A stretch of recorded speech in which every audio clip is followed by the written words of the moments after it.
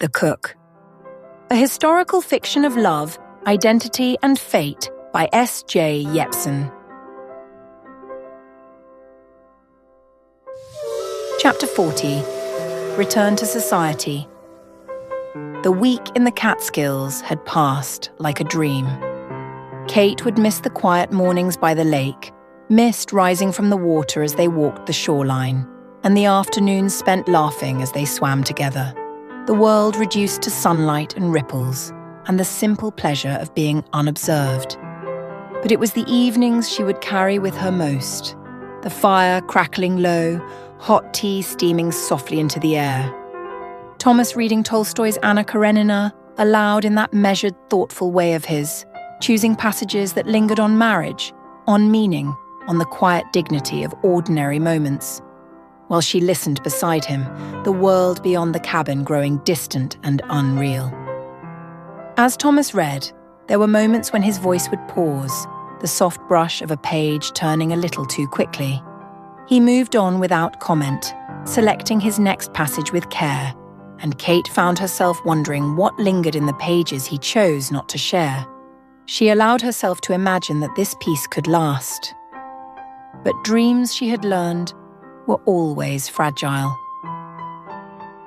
Footmen moved quietly through the narrow rooms of the cabin. The sound of leather clasps clicking shut echoed too loudly in the space, each one a reminder that the world they had stepped away from was waiting. The hired carriage conveyed them down from the lake house to the station at Kingston, where the train waited to carry them back toward the city, and the world they had left behind. Lunch was served quietly in their private compartment as the train traced its way south along the Hudson.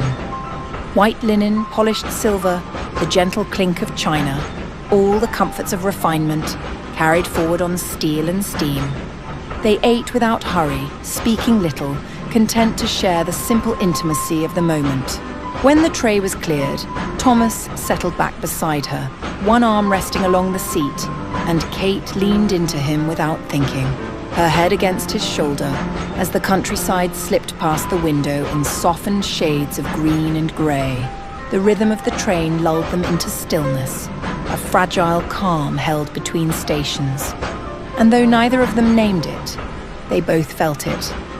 This was the last moment that belonged only to them. When they stepped onto the platform at Grand Central, the world rushed back all at once. Porters moved briskly through the crowd, calling destinations. The air carried the clang of metal, the hiss of steam, the low hum of voices layered atop one another in practiced urgency. It was louder here, faster, unforgiving of reverie. Just beyond the railing, unmistakable among the hired conveyances and bustling attendants, stood the Weatherby carriage.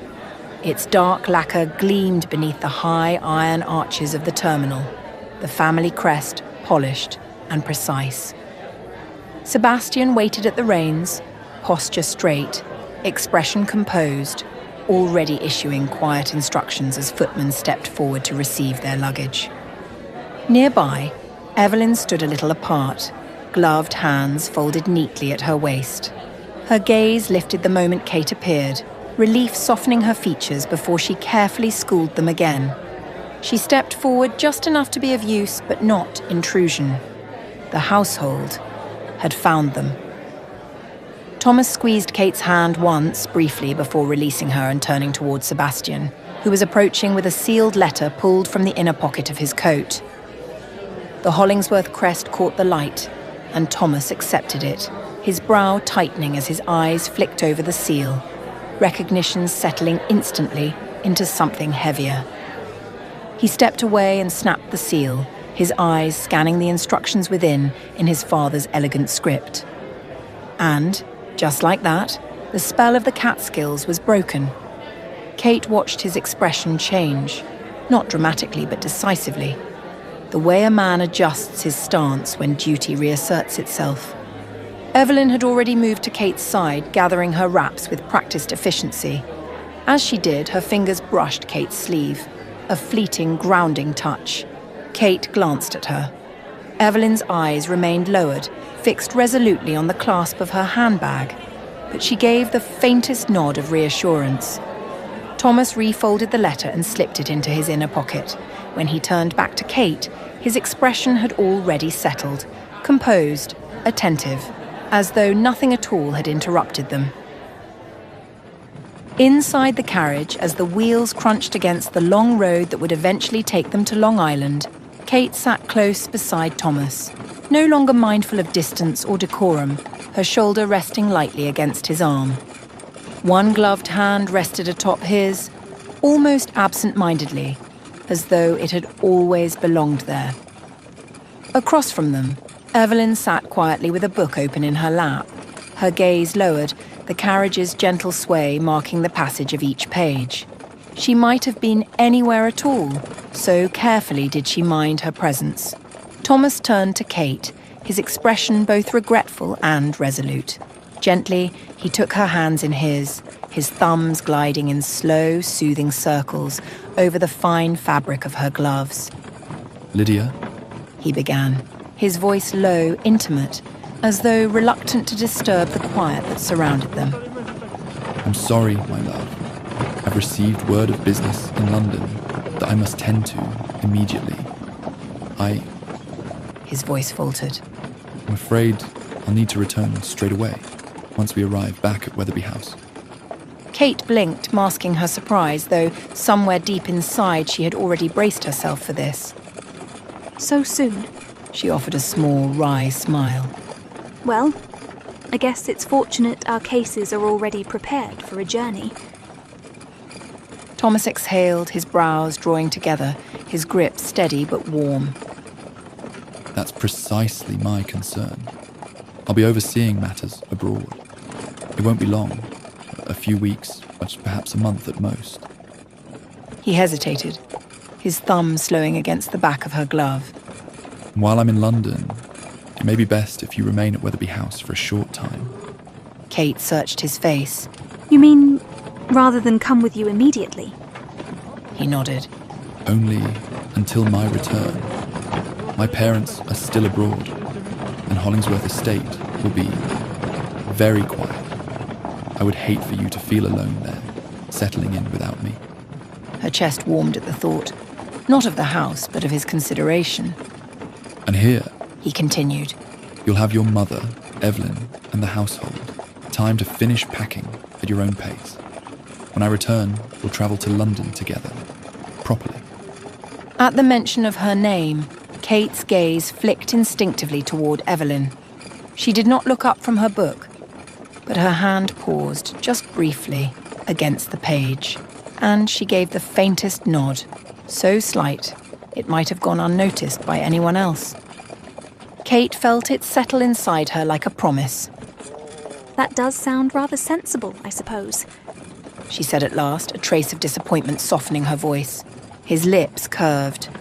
"This is just a pause," he murmured.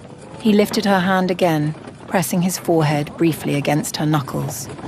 "I want you comfortable, grounded, not waiting in an empty house, wondering if you belong." Her breath caught at that, because he had named the fear she hadn't yet allowed herself to voice.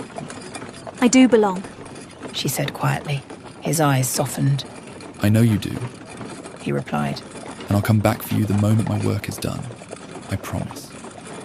His blue eyes softened as they searched hers, seeking something unspoken. "Will you miss me?" The question landed in the space between them, delicate yet weighted, and Kate felt her breath catch, because the answer came too easily. "Yes." The single syllable was barely more than a whisper, but it carried the weight of truth. A slow smile curved across Thomas's lips. Something affectionate, something knowing. "Then I'll be sure to return to you as soon as I can, my love." His fingers tightened ever so slightly around hers, drawing her just a breath closer. Then, with an effortless grace that sent warmth curling through her, he lifted her hand to his lips. The kiss lingered, reverent and unhurried, his lips pressed against the silk of her glove as though sealing a promise only he could hear. Kate sat perfectly still, her pulse thrumming in her throat. And for a moment, just a fleeting, stolen moment, she allowed herself to believe in this, to believe in him. Though wistful over Thomas's impending departure for London, the carriage ride back to Weatherby House had been a tranquil reprieve, filled with quiet companionship and the lingering warmth of their time together. Kate felt the shift the moment their carriage passed through the grand wrought-iron gates. The solitude of the lake house had been a dream, a fleeting escape from the weight of expectations, the whispered gossip of New York society, and the carefully constructed illusion she had been forced to weave. But that dream was already slipping away. The moment their carriage rolled to a halt before the ivory-stoned facade of Weatherby House, reality came rushing back. The household stood in practiced formation, and Sebastian stepped down to direct the footmen as they unloaded the luggage. The maids, hands folded in perfect discipline, watched with polite smiles as first Thomas, then Kate with his assistants, stepped out of the carriage. Mr. Finch stepped forward, nodding with his usual poised discretion. "Welcome home, Lord and Lady Hollingsworth." Kate inhaled sharply. The words settled differently now. After everything, she wasn't pretending to be Thomas's wife anymore. She was, in every way that mattered. They dined together that evening at Weatherby House, seated once more among family and quiet conversation, the table heavy with silver and candlelight. Thomas was attentive, gracious, present in all the ways expected of him. Nothing about the meal marked it as an ending, but before dawn the following morning, while the house still slept and the corridors lay hushed, he departed. There were no lingering goodbyes, no drawn-out embraces, only the soft efficiency of departure. Coats taken, a carriage waiting, the faint sound of wheels on gravel as he left for the ship that would carry him back to London. By the time the sun rose, Thomas Hollingsworth was already at sea. With Thomas gone, Kate was left to step fully into her new role. She was no longer the blushing bride whispering secrets beneath candlelight in the Catskills. She was now Lady Lydia Hollingsworth, the wife of one of the most influential men in society, which was why already the day after her return, Lydia's mother arranged a social gathering in her honour, an afternoon of cards, tea, and conversation with New York's most prominent women. Margaret adjusted the lace collar of Kate's gown, tilting her chin up with gentle authority. "You must establish yourself, darling," she murmured. "These women have been dying to know everything about your honeymoon." Kate smiled, serene and poised, even as nerves fluttered in her stomach, because today she would face them all. The jealous ones, the curious ones, the ones who wanted her to fail. And she had to be perfect. The ladies' salon in Weatherby House was a vision of refinement. Fresh lilies and roses graced the polished mahogany tables, their delicate fragrance valiantly battling against the overwhelming medley of French perfumes, each more opulent than the last, as though the ladies had waged an unspoken war of status through scent alone. Decks of finely embossed playing cards lay neatly in front of each guest, ready for the afternoon's entertainment. Kate sat at the centre of the room, her posture impeccable, her gloved hands resting lightly on the lace-trimmed fan in her lap. Across from her, a dozen of New York's most distinguished socialites perched in their seats, their expressions varying between polite interest and barely veiled envy. Among them was Miss Caroline Cabot. She had arrived late, not from rudeness, but design. Kate noticed immediately that Caroline did not rush to greet her, nor did she scan the room with the eager curiosity of the others. Instead, she took her seat slowly, gracefully, as though the gathering had arranged itself around her absence.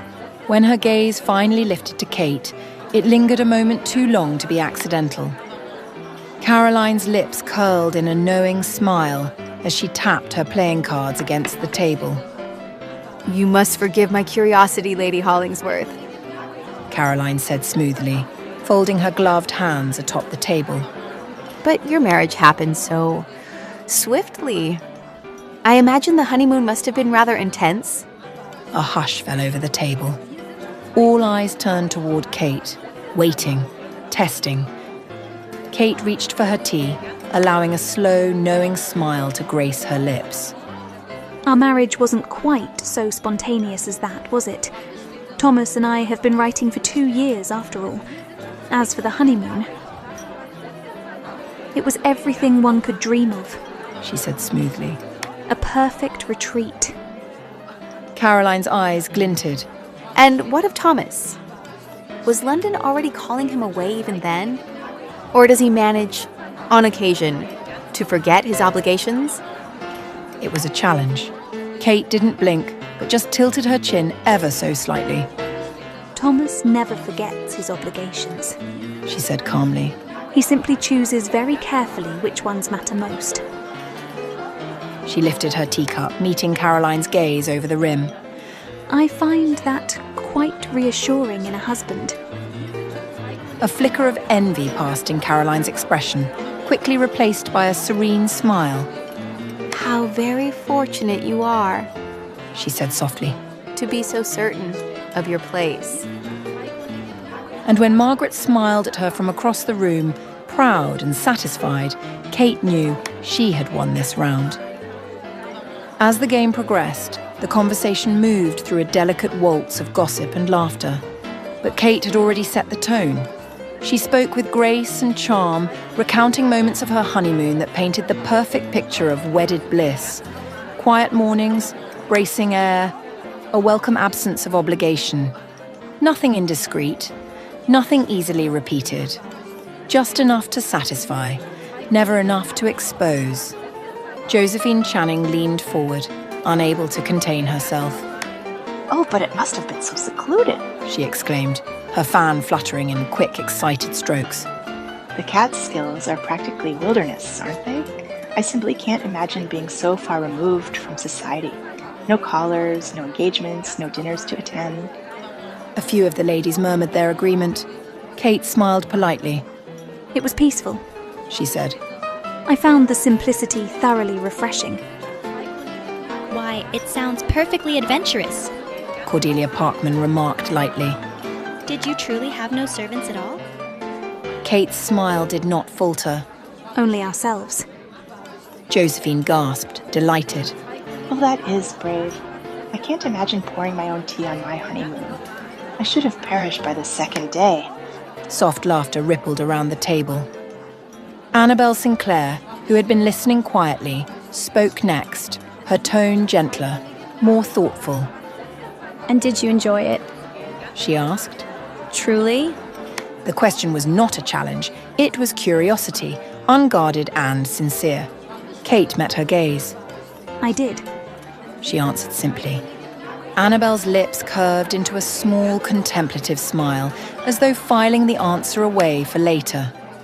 Caroline chose that moment to intervene again, her voice smooth, conversational. And Thomas? She asked, idly aligning her cards. Was he content to linger so far from responsibility? The air shifted, subtle but unmistakable. Kate tilted her head slightly. He was exactly where he wished to be. Caroline's smile sharpened. I imagine it must have been quite absorbing, she said. Especially for someone unaccustomed to such singular attention. Josephine's fan paused mid-stroke. Annabel lowered her gaze to her teacup, stirring once, though it needed nothing. Kate considered the remark for a heartbeat longer than necessary. Perhaps, she said calmly. But one grows quite used to sincerity when it is genuine. The words settled softly and irrevocably. Caroline's expression did not change, but something behind her eyes cooled.